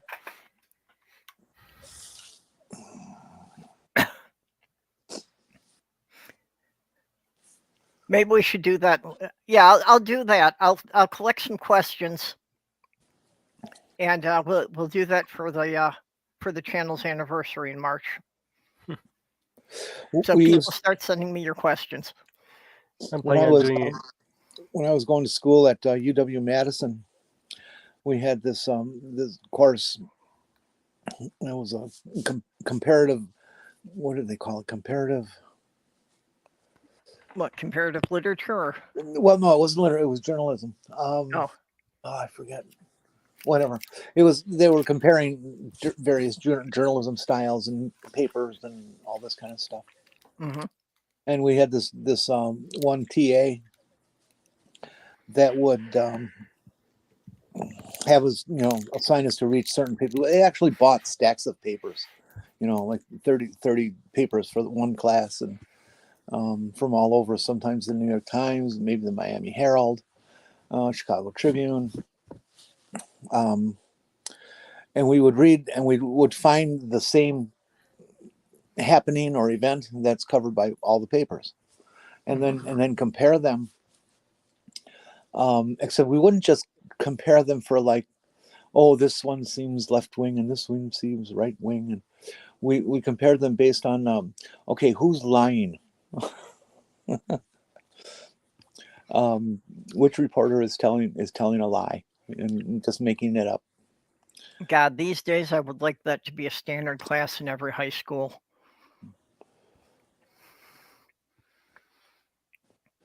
Okay. Yeah, people need to start examining news reports that way. Okay, now the chat has to decide if I was just telling a story or if that's really true.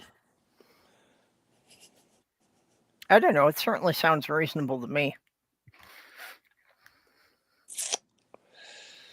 Well, I'm waiting for the chat to respond. Yeah, I have no idea how much of a lag we've got to YouTube today. half an hour. Yeah, give or take 30 minutes.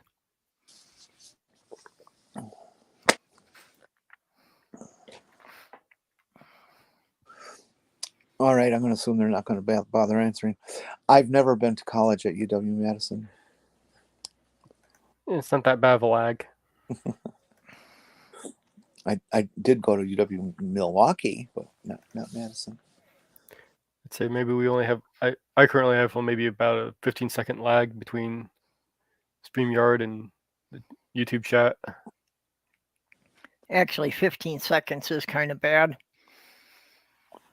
On good days, it's less than 5 seconds. Yeah, that's fairly normal from what I've seen. But yeah, I usually expect about 30 seconds at least. I want to get internet back. Well, actually, what I found is that YouTube will lag and then catch up a lot. So, like if I'm watching a live chat from time to time, I'll just go and increase the playback speed to 1.5 until it catches up again. Yeah, I do that too. Or actually, I usually just put it at 2 and just let it run. Well, at 1.5, I can still understand what they're saying, so I don't miss any bits in between.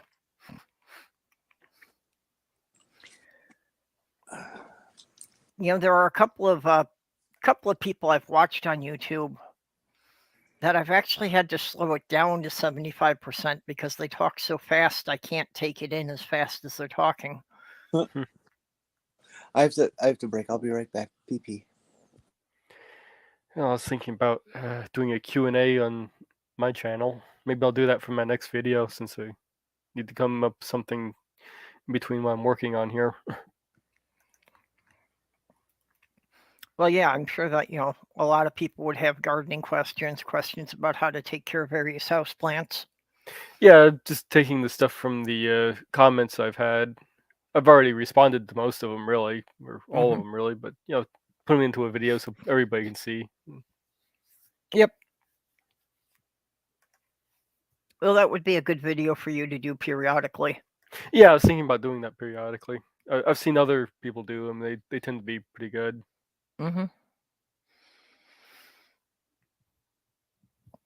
Especially as your channel grows, as you get better known for, who to go to for plant advice.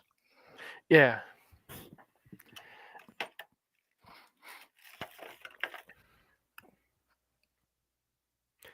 This one I'm working on that's coming up, I'm hoping it'll pan out. I might have to redo it a few times, see how things go. So, but I'm testing out seed germination in tests. What are the optimum conditions to get them to germinate? No, it's just a little test that if you have like an old pack of seeds, you want to know if they'll still be good. You throw them in a Ziploc bag with some with a paper towel, and you dampen the whole thing, and you see what germinates. Right. I'm testing out like 3 different methods of doing that. Okay. That sounds interesting. Yeah. That actually comes up a lot because you can often find, discount seed packets and never know how long they've been sitting around. Yeah, it's actually a really good example of wanting to test them out. Those in fact, those discount seed packages usually, if you're buying like from the dollar store, what they'll usually do is they'll actually buy other seeds that are like old and repackage them. Yeah, I was assuming they were something like that they were ones that hadn't sold the previous year or something. Yep. So those really discount seeds can actually be, a few years old. Yeah, and for some plants that matters, and for some plants it doesn't. Yeah. Some plants can stay dormant for a few years without it really bothering them at all. Yeah, it does depend on the plant, but usually after about 3 to 5 years is usually when you start seeing really bad germination rates with them. Yeah, depending on how they're stored. On seeds or bulbs? What was that? On seeds or bulbs? Seeds. Well, bulbs usually don't have as much of a lifespan.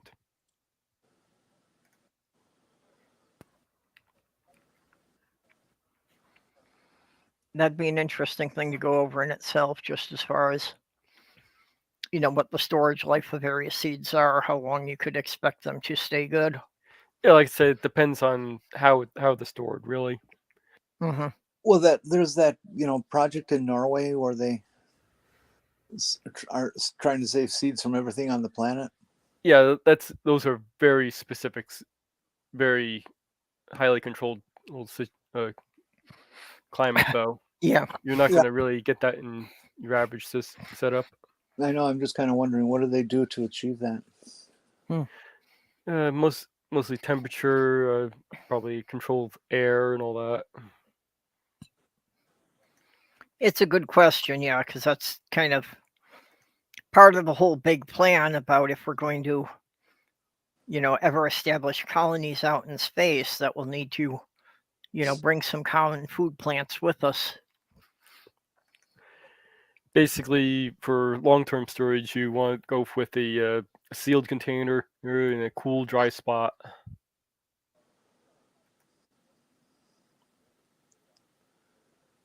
But of course, something like that seed storage project is, very specific to how they climate control it. Oh yeah, I'm sure that they've done a lot of study, and again that each particular like family of seeds or that probably has slightly different temperature zones and such to keep it in. Yeah, I imagine they probably adjust it for each individual seed. Mm-hmm.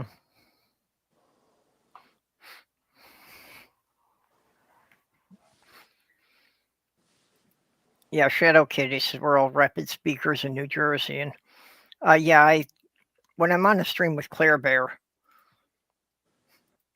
she's like that too. It just really just rattles on. Oh, Who, Claire Bear? yeah. Yeah, she does have pretty long sentences there. But she's smart, so it's not painful to listen to her. Yeah, well, it's just kind of like shouldn't you pause and take a breath now and then? I always thought it would be fun to have a free-for-all debate, a forum, a panel, and I'm not thinking of anybody in particular right now, but to put on, let's say, 4 or 6 people who are all very, very extensive in their talking, people who don't shut up, and just to see how the dynamics of it, how people would behave, that they all have that same urge to dominate a conversation, and they have to compete against each other to do it. It would be fun to watch. I think it would give me headaches listening to that. That sounds exhausting.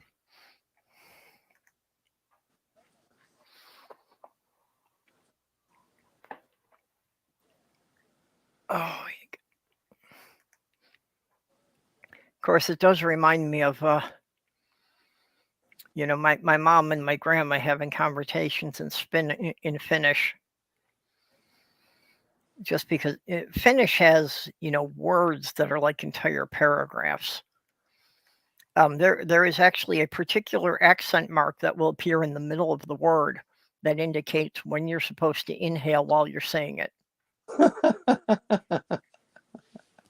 That's part of the language.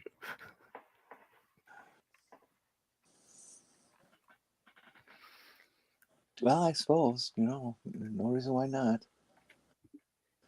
I mean, there's languages that they do clicking sounds, Yep. And stuff like that as part of their larynx type language or wording or speaking. Yep. It's I imagine it takes a while to learn those. Well, Finland is not a Scandinavian country. Finland is a Nordic country. And the distinction is that the Nordic are actually this kind of odd hybrid between Scandinavian and Germanic. So it's like it's some Swedish, it's some German, and some Russian.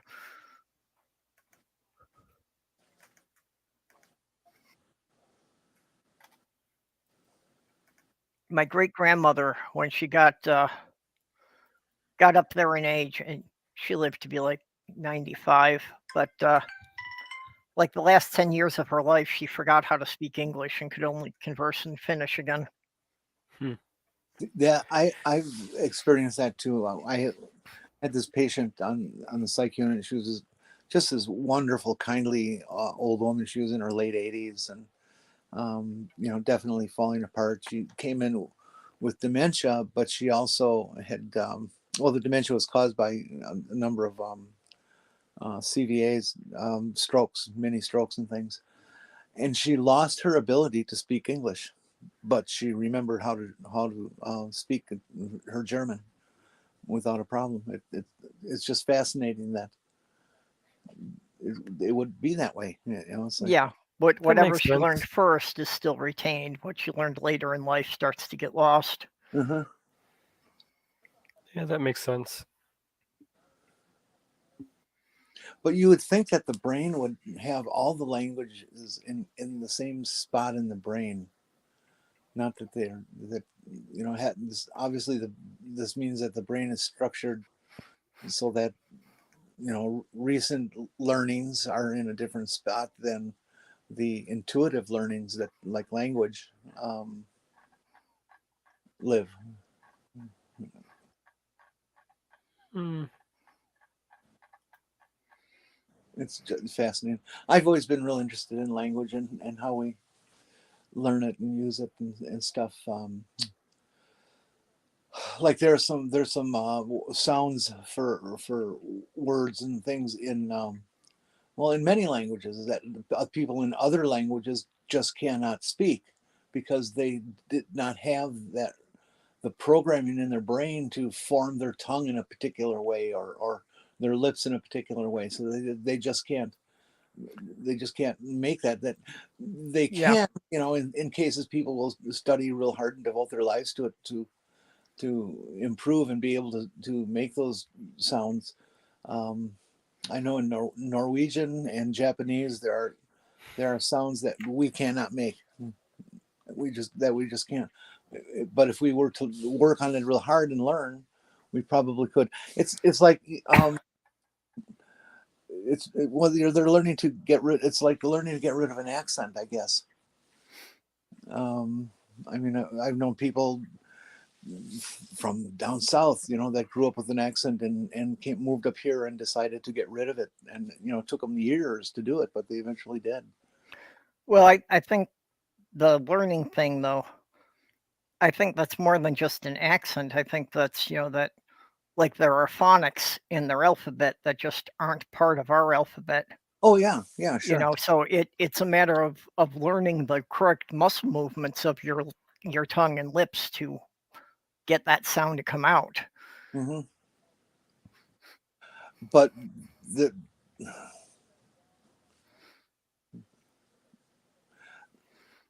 language is learned in the first couple of years, and Yep. anything outside of that couple of years is a learned skill, not an intuitive or innate skill. Mhm. That it's stuff that you learn in those first couple of years is just different than everything else you learn. Yeah.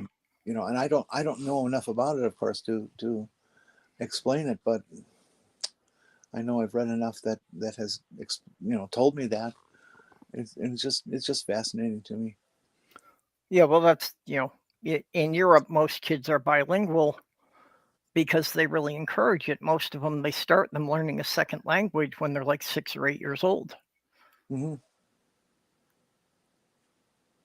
Yeah, I have this personal rule: never harass or laugh at a person who is has a foreign accent, because it means that they speak 2 languages more than you do,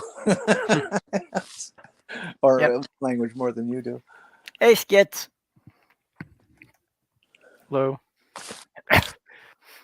I was thinking about that kind of stuff, and like we're saying about just being able to form your tongue in the right position and that. And just in a science fiction setting, how that would be of trying to communicate with aliens. So I had one character who actually had to have his tongue and palate surgically altered in order to speak this one alien language. Well, that sounds like fun. Just because there was no way to make some of the sounds unless you had a forked tongue. So after they did that surgery on him, could he only piss once a year? No, that is the stupidest thing they ever put into that series. Yes, it is. Okay, you know, it's like, okay, I understand they needed some kind of ritual for him, but really, you couldn't come up with something better than that. Yeah, I am finally caught up on the Orville. I've watched all the episodes now. Yeah. Yeah, I thought that one just went too far. That it was too silly. Yeah. I'm not real sold on the last episode. I think there were some things in there that were just kind of, they seem rushed. Oh, So they had a series finale? I think they should have had the second to last and the last flipped.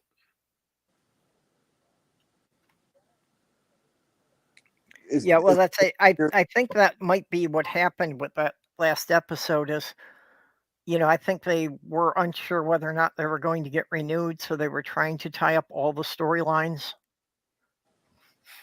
Did the series end? Not necessarily. There's still talks about possibly a fourth season. Officially, it's on hiatus, but I don't know how long that's been going, that they have since they made the last episode. Uh-huh.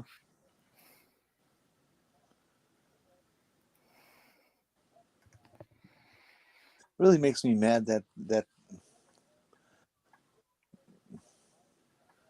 television, our entertainment has, you know, the slaves needing to be kept calm. That we can't just get everything we want on the tube, but that everybody's got their own little thing that they're doing. Like HBO charges you, Disney charges you. Yeah. You know, there's all these streaming services, and they're, oh well, look, we're cheap. We're only $6.99 a month or $8.99 a month. Yeah, but if you got like 8 or 9 of those, Right. suddenly you're at a price that a lot of people just cannot afford every month. Yeah, that's the problem I have. That it's like, yeah, there's only a couple of shows on that network I'm interested in.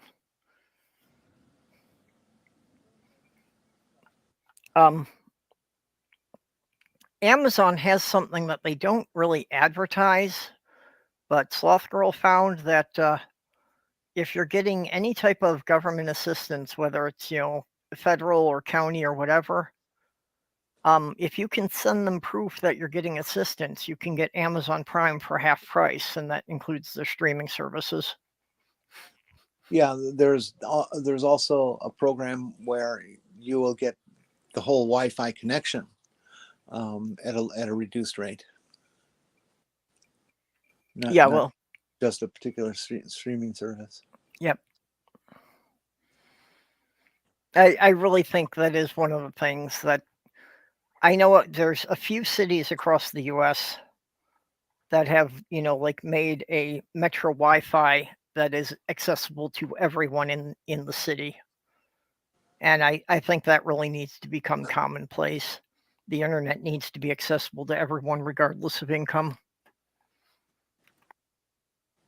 Yeah, it does now. It's not a luxury. It's become a utility. Yep. It's become a utility, and it's, you know, it is too expensive for, you know, people who are just trying to live paycheck to paycheck. It's often hard to cover.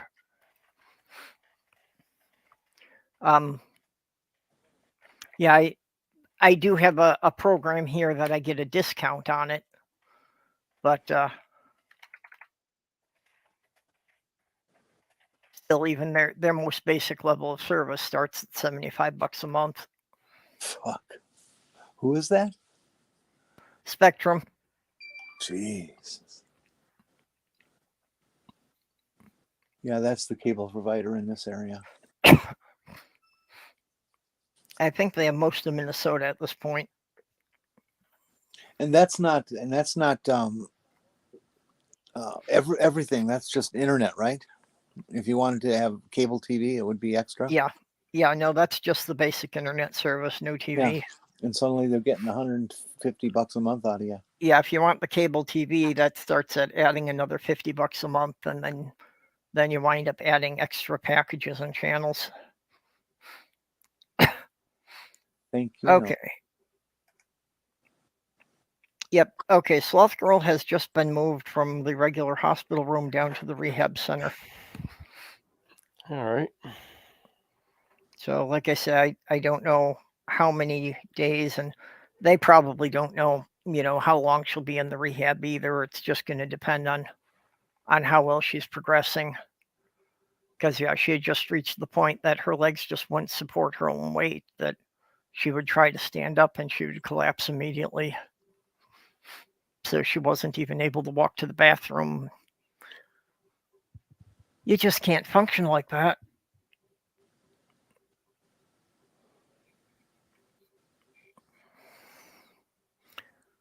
But we had thought it was the MS, and she was supposed to get a new prescription from her neurologist, and we thought that was going to take care of it, but turns out that wasn't it. Sorry. Obviously, it's what's occupying my mind the most now. It's understandable.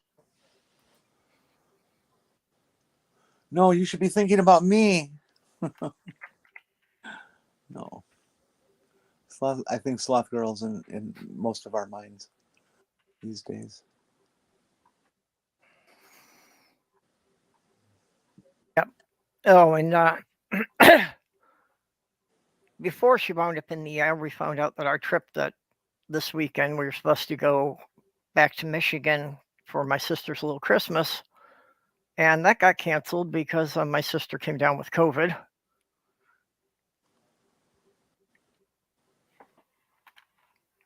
And then I got a note that one of my other sisters came down with COVID this week. Not related because they live in different states, so it's not like one caught it from the other. Is it the first time they've had it for each? I think so. But yeah, she was fully vaccinated, but still was just completely miserable the first week especially. That she just felt like she could hardly move. It did not wind up in the hospital. She was just, at home with my brother and my sister checking in on her, but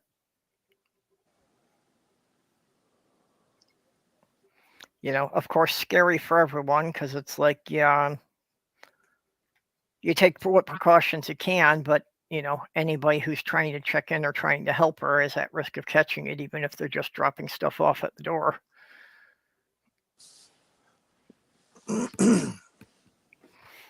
I hope I don't get it again. Yeah. Well, you don't want to go for a third try?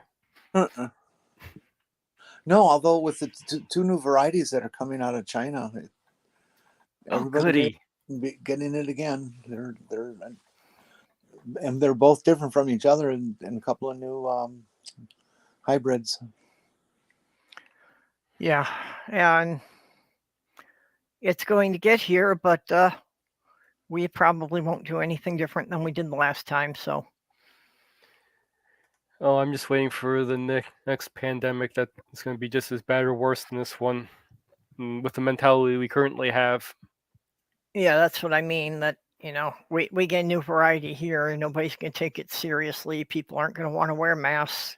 They're not going to want to take basic precautions.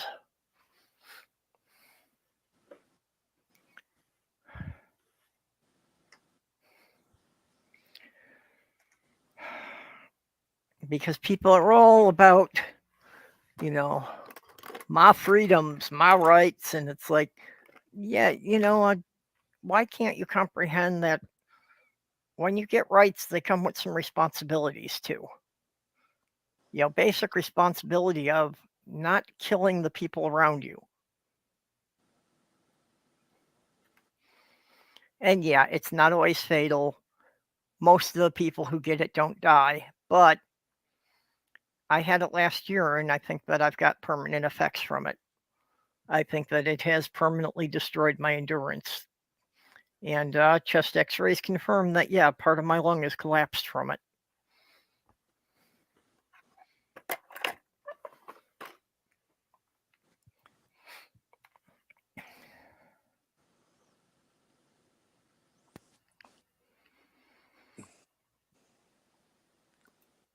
So, yeah. I'm not going to go on another tirade about it, but yeah, I am particularly pissed off by all the people who would not wear masks in the stores. Well, it's still people, red people that don't. Yep. And if they want to continue to lessen their numbers, that's okay by me. Well, but see, it's not selective. It's how many other people are they going to infect without the other people even knowing about it. Right. And that's the problem with COVID, that if you're walking around in public, you could be spreading it and you could infect hundreds of other people in the week or two before you start having any symptoms. Yes, but the reality is that if you have your vaccines, and this is why there's been a difference, is people who were blue tended to get vaccines and people who were red didn't, and that's why all of them died. Yeah. And all of us didn't. It's because this is true. The people who were vaccinated beforehand usually don't wind up in the hospital. Yeah, the vaccine was never guaranteed to prevent you from ever catching it. It was designed that it's going to keep you from dying. Yeah, basically it's to teach your body how to deal with it so that you don't get it as severely.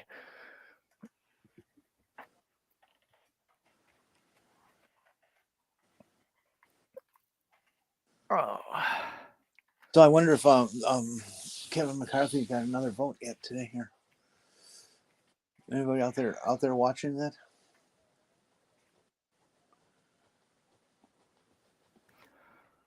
Well, this is funny just because, you know, the Republicans made such a big deal about getting control of the House and all the things they're going to do.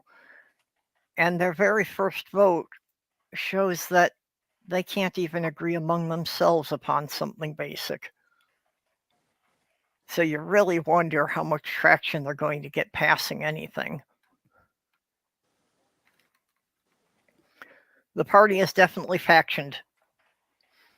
There are those who think that they should try to behave like rational people, and there are those following Marjorie Taylor Greene.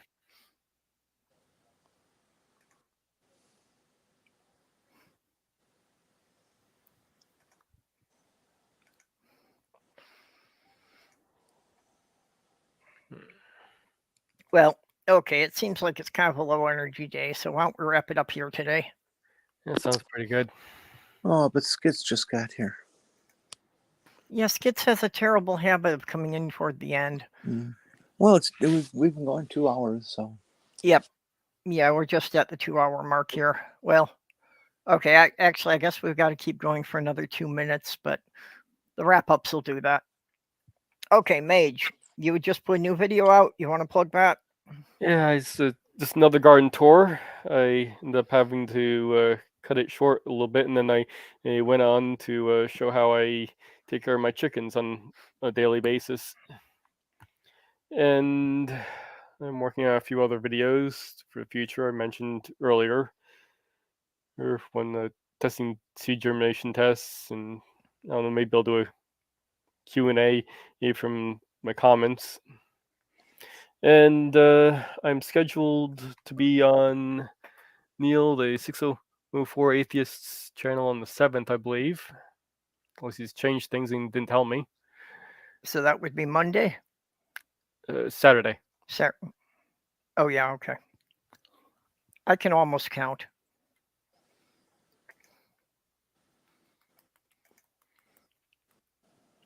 So that's what I've got going. How many chickens do you have? 2. I'd like to get a couple more. Oh, only 2. Okay, I had thought you had more, like 3 or 4 at least. I need to get a bigger coop for them. What kind are they? Easter eggers, basically chicken mutts. Easter eggers? Yeah. That's It's what like you. each egg they lay a different color? No. It's just a reference to Yeah, indistinct breed. Yeah. I get it. Yeah, they just kind of random crossbreeds. I Yeah. don't know which one does it, but I love those bluish eggs. They're so pretty. Mine are kind of bluish. Okay, well then they're good. The good ones. My sister had gotten a couple of those. She keeps about a dozen chickens, and from time to time she's had other people give her chickens that they didn't want anymore. So she had a couple that were laying blue and green eggs.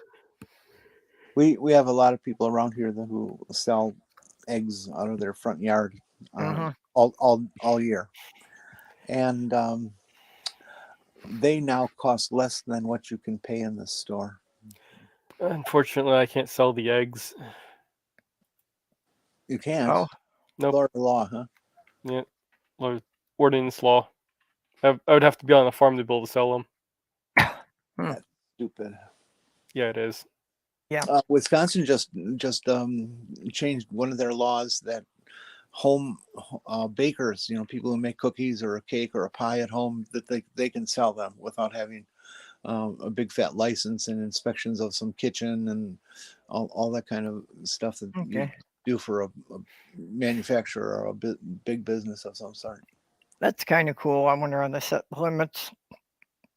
Yeah, it is, because I've bought mom's cookies from somewhere many times, and they're excellent. Yep. I'm not worried about getting sick. Yeah, you were saying about what the eggs cost, and it's like, last week when I went to the store, the eggs were over $5 a dozen. Fuck. Yep. Yeah, it's like eggs are supposed to be the stuff you eat when you can't afford anything else. Yeah, well, not anymore. Yeah, I know there was a big thing with the with some bird flu sweeping through the poultry farms, and that's why there was a shortage of turkeys over the holidays too. But yeah, that it's affected quite a lot of the chicken farms that they normally get the eggs from. They've had to cull thousands of chickens. They really need a better system for taking care of those chickens. Yeah. That's the problem. They keep them in such cramped conditions that, once one bird gets sick, it becomes epidemic in no time.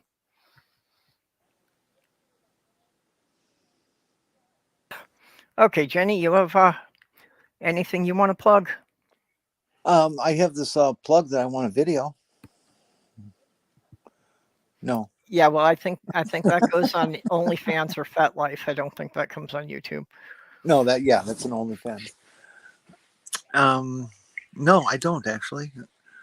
Just wishing everybody a happy New Year, or ears if you need to, and that kind of friendly stuff, because I like these people very much. Okay, well, I of course will be back here tomorrow night at 10 Central Time. Tomorrow is George Washington Carver Day, so why don't everybody in the side chat, why don't you look up some interesting fact about George Washington Carver, find out something he invented, and bring it back tomorrow night. So with that, we will bid you all a good day. Bye-bye. Later.